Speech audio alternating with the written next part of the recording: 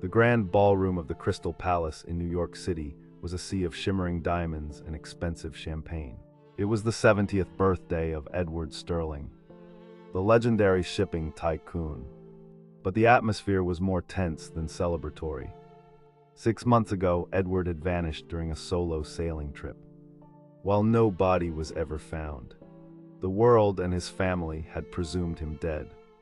Today's gala was a forced tribute, organized by his sons to project stability to shareholders while they prepared to divide his multi-billion-dollar empire. Julian and Marcus, the eldest sons, moved through the crowd with practiced smiles, already discussing how they would liquidate their father's oldest assets. Their stepmother, Eleanor, was more interested in showing off her new emerald collection than mourning a husband. Only Lily, the youngest daughter who had spent the last 6 months funding private search parties and refusing to believe her father was gone, sat in the corner with a heavy heart. Suddenly, the heavy oak doors of the ballroom swung open. A man staggered in, looking like a glitch in the perfect scene. He wore a tattered, oil-stained coat. His shoes were held together by duct tape, and a thick, matted beard covered his face. The music screeched to a halt. Julian marched forward, his face twisting with disgust. "Security, why is this filth inside our private event? Throw this beggar out immediately." Marcus followed, sneering as he signaled the guards. "He's probably looking for a handout because he saw the cameras. Kick him into the gutter where he belongs." The guards grabbed the old man by his thin arms, causing him to stumble as he fell to his knees. A small, worn gold locket slid from his pocket and skidded across the marble floor.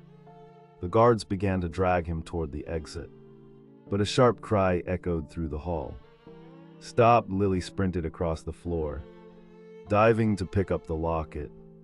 Her breath hitched. Inside was a faded photo of her mother.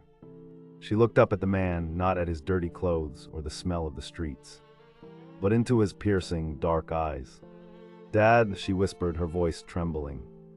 The room went deathly silent. Lily ignored the grime and threw her arms around the man, sobbing into his tattered coat.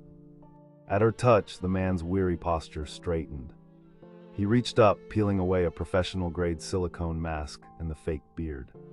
The crowd gasped. It was Edward Sterling. He wasn't dead, and he hadn't been lost at sea. He stood up with the commanding presence that had built empires.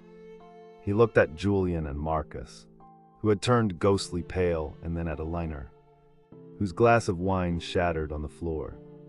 "I spent 6 months living in a small apartment 3 blocks from here."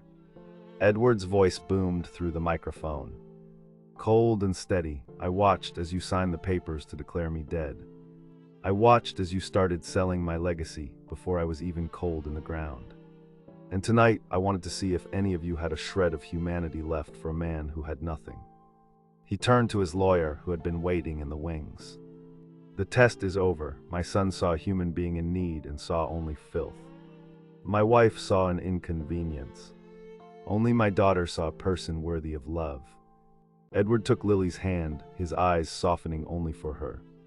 "Julian, Marcus, Eleanor, you wanted my wealth so badly. You can have exactly what I brought into this room tonight, nothing. You are removed from my will.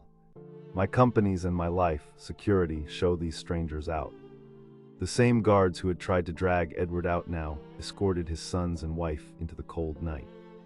Edward turned back to the room, a true smile finally touching his face. "Now," he said, "let's actually celebrate my birthday."